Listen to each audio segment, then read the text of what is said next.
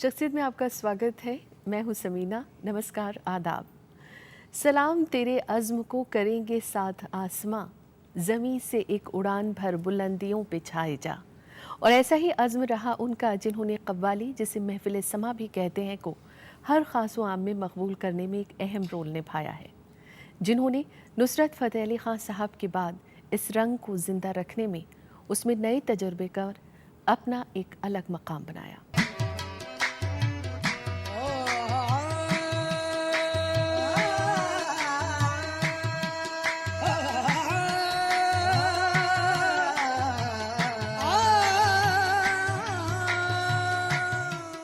रोशनी का सफर, रूहानियत से पुरनूर महफिलें, मौसीकी की रिवायत, ठेठ देसी अंदाज। महफिल समा यानी कव्वालियों की यादगार महफिलें।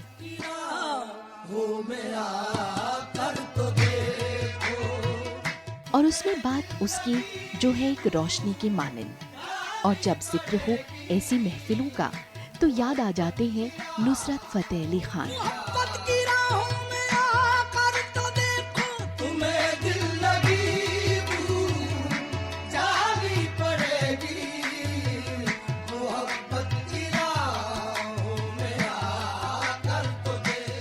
और उनका अचानक इस दुनिया से चले जाना सबके लिए तकलीफ दे रहा। लेकिन उसके बाद उन्हीं के खानदान के दो चिराग ले चले उनकी विरासत को आगे। पाकिस्तान के पंजाब सूबे के फैसलाबाद में आंखें खोली मौसीकी की दुनिया के दो चमकते सितारों ने, रिजवान मुजाहिद अली खान और मुअज़्ज़म मुजाहिद अली खान ने। अपने वालिद मुजाहिद मुबारक अली खान से मौसीकी की तालीम ली, लेकिन अचानक उनके चले जाने के बाद नुसरत फ़तेह अली खान ने गंडा बांधा और इन्हें अपनी शागिर्दी में लिया। सीखने का जुनून और कुछ नया कर दिखाने की लगन उन्हें सबसे मुख्तलिफ कर गई।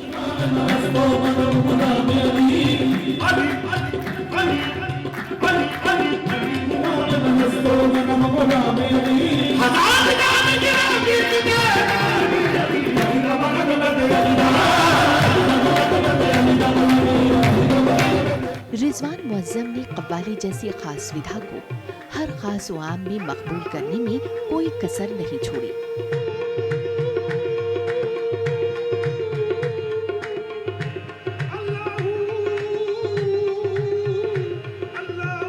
बल्कि बंदिशों और रागदारी का खास ख्याल रखा।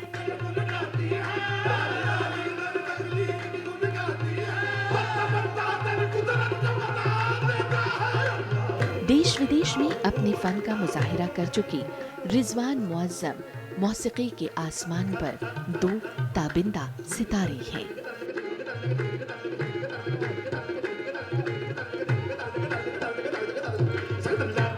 हमारे साथ हैं प्रोग्राम शख्सियत में पाकिस्तान से तशरीफ़ लाए रिजवान अली खान और मुअज़्ज़म अली खान। खुशामदीद, बहुत बहुत स्वागत है आपका शख्सियत प्रोग्राम में। मेरे ख्याल से आपका ये दूसरा विज़िट है हिंदुस्तान में और शुरुआत ही एक बहुत ही मुक़द्दस जगह से हुई है। सबसे पहले जो है ख्वाजा गरीब नवाज़ के यहाँ हाज़िरी दी, तो ये हमने भी अपने टूर का जो आगाज़ है वो हुज़ूर की हाज़िरी से शुरू किया और उन्हीं की वजह से ये सब कुछ है। देखा जाए तो आपका जो पूरा घराना है वो मौसीकी में हम बहुत आला मकाम रखता है और नुसरत फ़तेह अली ख़ान साहब के बाद आपने उस रंग को ज़िंदा रखा, आप उस रंग को आगे लेकर आए। ऐसे में ये आप दोनों के लिए एक कितना बड़ा चैलेंज रहा, क्योंकि आपकी जो फैमिली का नाम है इस पूरी विधा में वो बहुत रहा है, तो उस वक़ार को कायम रखने में कितनी मेहनत और रियाज रहा? मैं ज़रूर कहना चाहूँगा कि सबसे पहले तो कि ये हमारी खुश नसीबी भी है कि हम लोग इस फैमिली से बिलोंग करते हैं, और दूसरा इसके साथ साथ बहुत दुश्वारी भी है, क्योंकि जो मेरे ग्रैंडफादर थे उस्ताद फ़तेह अली खान साहब और उस्ताद मुबारक अली खान साहब, उन्होंने अपने टाइम में अपने दौर में उनका बहुत नाम हुआ और लोगों ने उनको बहुत सुना। उसके बाद नुसरत फ़तेह अली खान साहब, मेरे चचा और मेरे वालिद और उस्ताद मुजाहिद मुबारक अली खान साहब, इनका टाइम आया, इन्होंने अपना लोहा जमाया पूरे वर्ल्ड में अपने काम से। जो हमारी आगाज़ हुआ वो क्लासिकल म्यूज़िक से हुआ, उसके बाद जो कव्वाली की जो फील्ड है ये दूसरे म्यूज़िक से ज़रा हटके है। इसमें इसकी पिच भी जो वो हाई नोट्स में हम लोग ज़्यादा यूज़ करते हैं और इसमें कोई बंदिश नहीं होती। कंपोजिशन है उसमें हम लोगों ने अपनी इम्प्रोवाइजेशन जैसे रागों के साथ खेलना, फिर लय के साथ खेलना, फिर इसमें गिरा होती है, बोल बांट होती है। ये कव्वाली एक गुलदस्ता है जैसे। कौन सी उम्र में याद पड़ता है कि आपने सीखना शुरू किया था? मैं उस वक्त 11 साल का था। हाँ, मौसम 9 साल के थे okay. When we have to start. और सीखा किससे?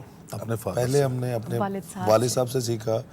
उनकी डेथ के बाद हम लोग फिर बाकायदा गंडा बंद शागिर्द वो अपने चचा उस्ताद नुसरत अली खान साहब के हुए हम लोग। मेरे पीर साहब ने खान साहब से बोला कि आपके ही बच्चे हैं, आपका ही घर है, आपका ही घराना है, तो इन बच्चों की जो है वो आप पैरवी करें, इनको बताएं, इनको सिखाएं।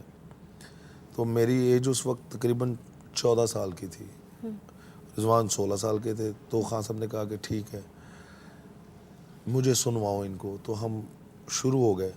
तो उन्होंने बोला तो डर भी लग रहा था, साथ में ये भी था कि जो वालिद साहब है वो भी दुनिया से जा चुके हैं। लेकिन जब वो सामने आके बैठे उन्होंने कहा कि हाँ कुछ सुनाओ यार, तो हम एकदम से मतलब वो स्पीचलेस हो गए। बहरहाल वो फिर उन्होंने कहा कि कुछ सुनाओ। हम लोगों ने एक क्लासिकल की बंदिश वो हमने उनको सुनाई।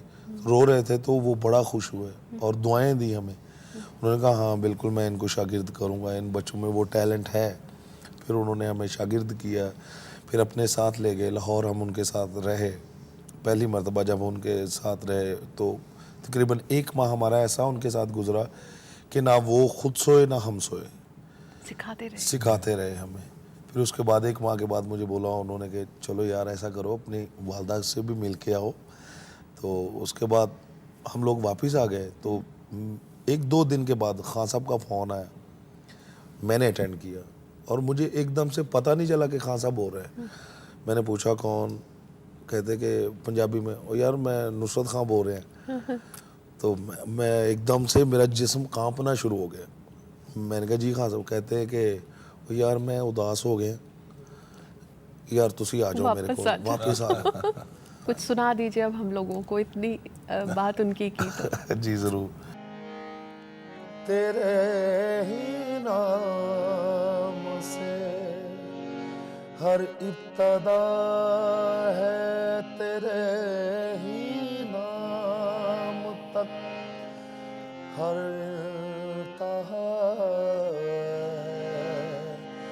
तेरी हमदो सना अल्हम्दुलिल्लाह के तू मेरे मुहम्मद का खुदा है। अल्लाहू अल्लाहू अल्लाहू अल्लाहू अल्लाहू अल्लाहू अल्लाहू अल्लाहू अल्लाहू। कव्वाली की ही बात की जाए, ये काफ़ी मुश्किल विधा है, इसमें आवाज़ की एक रेंज चाहिए होती है और आपके पीछे जो लोग बैठे होते हैं उनका भी एक अहम रोल होता है जो आज हमारे पास नहीं है। इस अकेली विधा में अपना करियर बनाना और इसी को आगे लेकर जाना, क्या कहीं आपको ये एहसास नहीं हुआ कि अगर पास नहीं हुए तो फिर?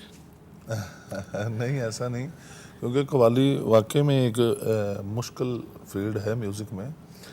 इसमें बहुत सारी चीज़ों का ख्याल करना पड़ता है। Qawwali is 1000 year old music. जैसे मैंने बताया कि ये सिलसिला ख्वाजा मोइनुद्दीन चिश्ती से चला, तो इसमें हमें सबसे पहले क्लासिकल म्यूज़िक का ख्याल करना पड़ता है। कोई भी कव्वाली की ट्यून बनाने के लिए एक राग चुनना पड़ता है, उसमें उस ट्यून को उतारा अपने माइंड के मुताबिक, फिर जो शायरी आप लोग कर रहे हैं उसको, उसके मीनिंग्स आपको पता होना चाहिए। ख़ास तजर्बा आपका क्या रहा? अगर इस विधा की बात करें, आपकी बंदिशों की बात करें, राग की बात करें, तो हर एक कलाकार का अपना एक तजर्बा रहता है उन रागों के ऊपर। कोई एक तजुर्बा जो आपको याद आता हो, जो आपने खुद किया हो? ये हमारी खुशकिस्मती भी है कि खान साहब जी के बाद हम पीटर गैब्रियल के साथ हम लोग साइन भी हुए। उनकी कंपनी में एक हमने एल्बम बनाना था, तो उन्होंने कुछ ट्रैक्स हमें दे दिए। उसमें एक ट्रैक ऐसा हमें लग रहा था कि हम इसमें कुछ क्लासिकल मिक्स करें, तो उसमें एक तराना हमने ऐड किया। जब हमने वो पीटर को सुनाया तो उसने हमें गले लगाया। उसने कहा कि यार जो मैं चाहता था वो चीज़ मुझे मिली है। तो वो एक ये हमारा एक पहला जो तजुर्बा था invention, हमारा, बिल्कुल। तो वो हमने किया।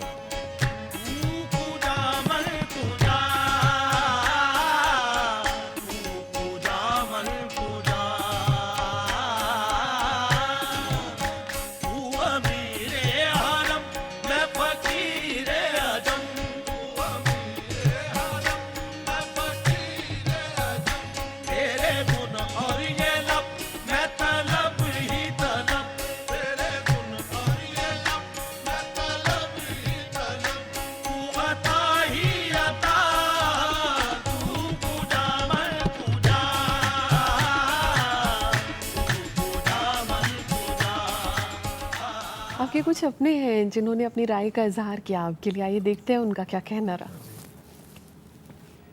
रिजवान मौज़म के बारे में मैं क्या बताऊं कि बेसिकली कि उनका बचपन तो मेरे सामने ही गुजरा है सारा। ये 1992 और 93 की बात है कि जब ये मौज़म वाज 9 इयर्स ओल्ड और रिजवान वाज 11 इयर्स ओल्ड। जब ये स्कूल में इन्होंने पहली दफ़ा परफॉर्मेंस किया तो उस दौरान फर्स्ट आ गए। उसके बाद ये पेपर्स में आ गया और पेपर्स लोगों ने मेरे फादर को दिया, तो इनको पता चला रिजवान वगैरह को, और ये छुपते फिरे कि मैं हमारे अब्बा को पता चलेगा तो वो हमें मारेंगे। तो उसके बाद ये जब फादर को पता चला कि ये गाना शुरू हो गए हैं तो उन्होंने फादर ने इनको रिजवान मौज़म को बुलाया, कहा कि ये बहुत सख्त काम है, हमारे ख़ानदान का एक नाम है, तो मैं नहीं चाहता कि तुम ये काम करो। अगर ये करना है तो इसको मुकम्मल तौर पे मेहनत के साथ करो, अगर नहीं करना तो इसको अभी छोड़ दो। तो उस दौरान इन्होंने कहा नहीं जी हम करेंगे इंशाल्लाह ताला, हम अपने ट्रेडिशन को साथ लेके चलेंगे। एक दफ़ा हम तीनों भाई लाहौर खान साहब के घर में गए तो उन्होंने बुलाया, तो खान साहब ने कहा जी बैठें आप, मैं आ रहा हूँ। ये तकरीबन 12-13 घंटे वहीं पे बैठे रहे। खान साहब कहीं गए हुए थे, वो सुबह शाम के 4 बजे थे जब उन्होंने कहा जी आप बैठें मैं आता हूँ। जब वापस आए वो सुबह के 4 बज चुके थे उस वक़्त। तो उन्होंने कहा यार तुम अभी तक यहीं पे बैठे हो? कहने लगे जी आपने कहा था तो हम यहीं इसलिए बैठे हों। तो ये अदब था उनका, कहने का एक अदब था। मेरे ख़ानदान का नाम सुनहरी हरूफ में, जिस तरह नुसरत फ़तेह अली ख़ान ने अपने फैमिली शजरे में रखवाया है, ट्री में लिखाया है, इस तरह मेरे भाइयों का नाम भी सुनहरी हरूफ में फैमिली ट्रीज़ में आए। हेलो रिजवान भाई, मौज़म भाई, कैसे हैं आप लोग? जो गायकी है वो आज के दिन में अगर किसी में देखने को मिलती है तो वो है रिजवान अली ख़ान और मौज़म अली ख़ान। यूट्यूब पे देख रहा था तो मैंने एक वीडियो ऐसा दिखाई दिया जहाँ पे नुसरत फ़तेह अली ख़ान साहब की झलक दिख रही थी मुझे। मैंने देखा कि कोई नया वीडियो आया है तो खोल के देखा तो ये वीडियो था मौज़म भाई और रिजवान भाई का, कोक स्टूडियो पाकिस्तान का। तो जब उनको सुना और जब मैंने इनके बारे में मालूम किया तो ये जो नुसरत फ़तेह अली ख़ान साहब की खुशबू है वो इनमें मुझे नज़र आती है। तो मेरी यही दुआ रहेगी कि ये और भी आगे बढ़े और अल्लाह इन्हें खूब नवाजे और ऐसे ही अपने संगीत का जादू लोगों पे बिखेरते रहे। क्या कहना चाहेंगे इनके लिए? ये मेरे बड़े भाई हैं, औरंगज़ेब इनका नाम है, और इनके बारे में सिर्फ एक वर्ड बोलूँगा कि जब हमारे फादर की डेथ हुई तो हमें ऐसा लगा कि फादर इन जो हमारे इस दुनिया में गए ये इनके गए, हमारे फादर मौजूद हैं, वो औरंगज़ेब हैं, औरंगज़ेब अली ख़ान। तो इन्होंने इतना प्यार इतनी मोहब्बत शायद अपने बच्चों को नहीं दी। हमें कभी लगा नहीं कि हमारे सर पे साया नहीं है, बाप किसी का बुजुर्ग साया का। नहीं है। आपकी मोहब्बत कायम रहे। आपसे बातचीत का सिलसिला हम जारी रखेंगे। ले लेते हैं हम एक छोटा सा ब्रेक, हाजिर होते हैं बस थोड़ी देर में। आप देखते रहिए प्रोग्राम शख्सियत।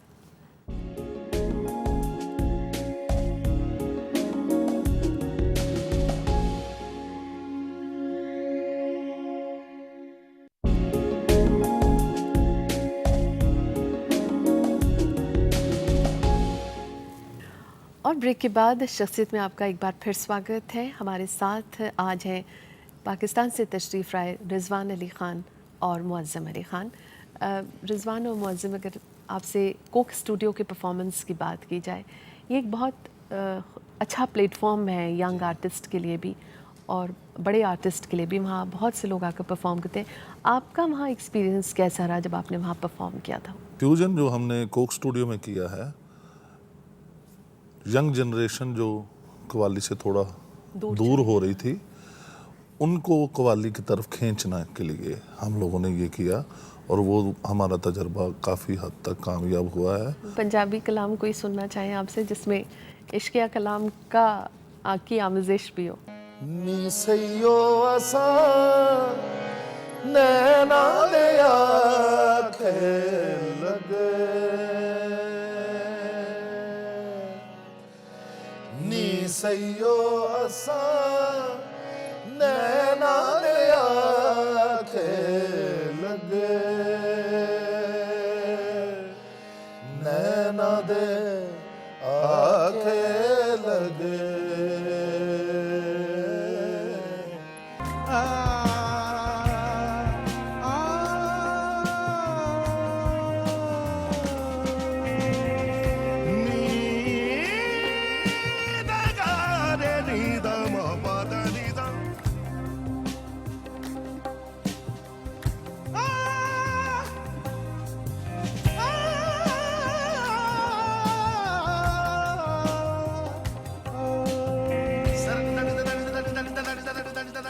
परफॉर्मेंस के दौरान कभी ये दोनों में कंपटीशन होता है? देखिए, ये बात आपने जो कही है, बात वो होती है जो बिल्कुल साफ हो, क्लियर हो, बिल्कुल होता है, क्योंकि ये म्यूजिक है और ये कभी नहीं चाहेंगे कि मौसम को मुझसे ज्यादा दाद मिले और मैं कभी नहीं चाहूंगा क्योंकि ये अपना अपना काम है। बहुत अच्छी बात। हमें बुजुर्गों से सुना, अब्बू बताया करते थे कि होता है घर में भाई आपस में एक दूसरे से नोक झोंक हो जाती है, तो कहते थे कि जिस दिन इन दोनों की नोक झोंक होती थी ना, और लोग कहते थे कि आज इनकी कव्वाली सुनने वाली होगी। अरे वाह।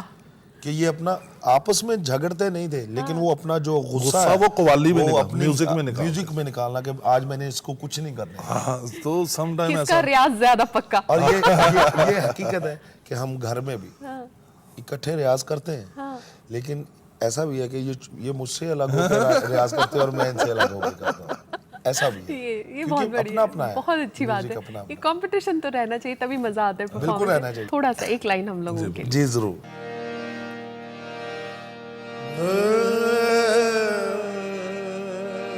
मन तो मौला तो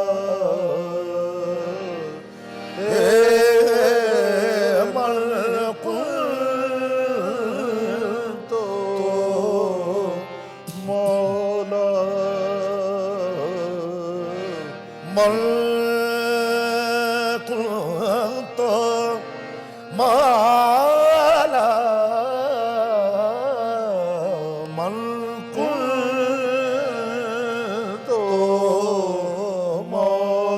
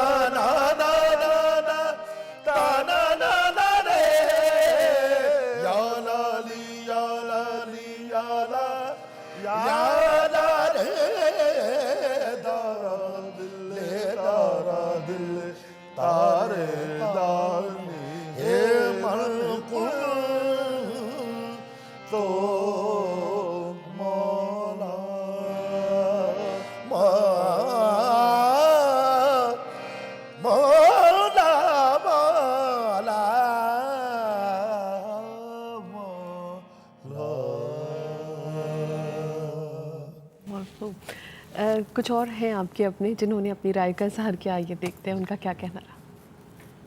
2004 से हम इकट्ठे हैं, एक दूसरे से हमारा बहुत तब से प्यार बढ़ा हुआ है। पहली बार इन्होंने हमारे लिए परफॉर्म किया 2004 में, हमारे गुरुजी निरंकारी बाबा जी की हाज़िरी भरी इन्होंने, और ऐसा समा बांधा कि सारी संगत बिल्कुल वाह वाह कर रहे थे। और इन्होंने ये चीज़ प्रूव भी की कि म्यूज़िक की कोई हद नहीं है, music has no boundaries, no barriers. और एक ऐसा प्यार, एक ऐसा भाईचारा हमारा आपस में तब से बढ़ा और चल रहा है। वर्ल्ड के अंदर इससे बड़ा घराना कोई कव्वाली का है नहीं। गुड विशेस रिजवान, मुअज़्ज़म, इनकी फैमिली, इनके सारे ग्रुप को हमेशा हमारी तरफ से बिल्कुल हैं, और इंशाअल्लाह रोज़ हर दिन ये नई तरक्की की तरफ बढ़ें। हेलो, रिजवान अली ख़ान एंड मुअज़्ज़म अली ख़ान, आप लोग कैसे हैं? उम्मीद है आप सब ठीक ठाक होंगे। As a performer, qawwali performer, as a singer, मैं आप लोगों के बारे में क्या बोलूँ।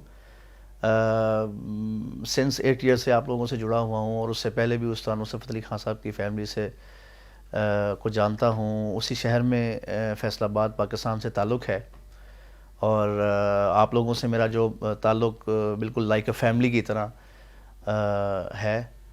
और as a performer, as a qawwali singer, मतलब आई डोंट थिंक सो कि वर्ल्ड में कोई ऐसा का परफॉर्म कर सकता है उस्ताद नुसरत अली ख़ान साहब के बाद जैसा रिजवान जी और मुअज़्ज़म जी कर रहे हैं।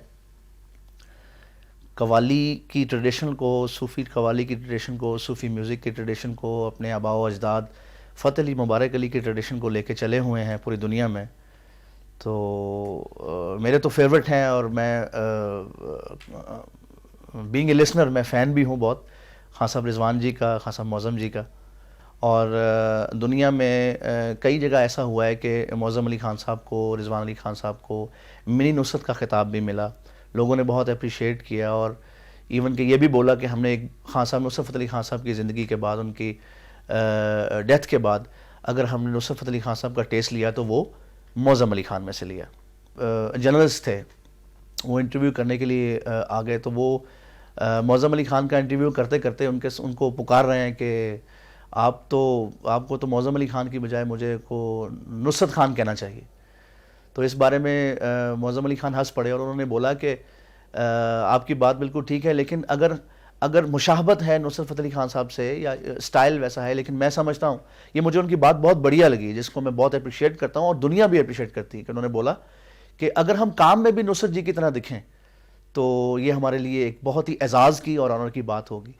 और ये मैं दुआ करता हूँ अल्लाह पाक से कि ये इसी तरह तरक्की करते रहें, तरक्की की राह पे गामज़न रहें। ये अजीम, मियाँ अजीम हमारे बचपन के दोस्त भी हैं, और मेरा काम भी देख रहे हैं, और मुझे नहीं पता ये इनका कब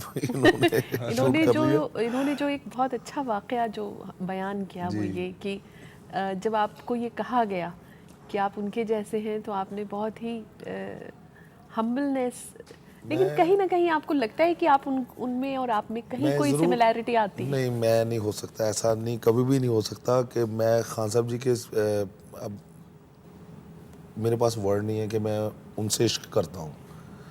मैं उन जैसा नहीं हो सकता, कभी भी नहीं हो सकता। कि जब मैं कव्वाली सुनती हूँ तो इस विधा में या इस सिन्फ में बहुत मेहनत है, बहुत रियाज है, लेकिन क्या आप दोनों को कभी ये महसूस होता है कि जितनी मकबूलियत इससे मिलनी चाहिए थी वो मिली या नहीं मिली? दादाजी फ़तेह अली ख़ान जो गायकी गाते थे वो धुरबद अंग की गायकी थी, और मुबारक अली ख़ान साहब जो गायकी गाते थे वो ख्याल अंग की गायकी थी।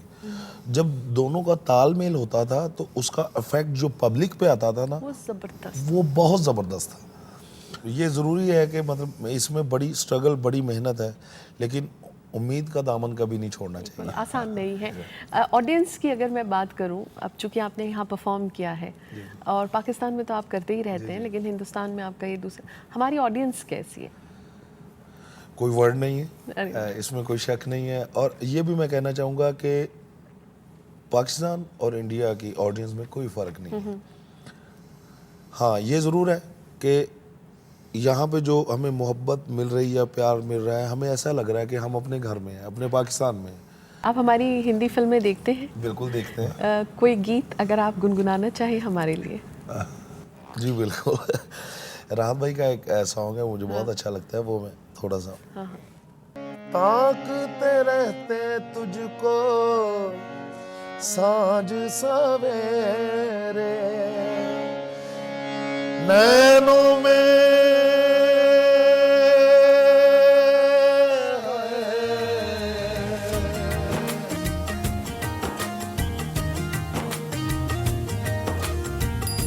ताकते रहते तुझको सांझ सवेरे, नैनों में बसियां जैसे नैन ये तेरे, नैनों में बसियां जैसे नैन ये तेरे, तेरे मस्त मस्त दो नैन मेरे दिल का ले गए चैन, मेरे दिल का ले गए चैन, तेरे मस्त मस्त दो नैन, तेरे मस्त मस्त दो नैन मेरे दिल का ले गए चैन, मेरे दिल का ले गए चैन, तेरे मस्त मस्त दो नैन।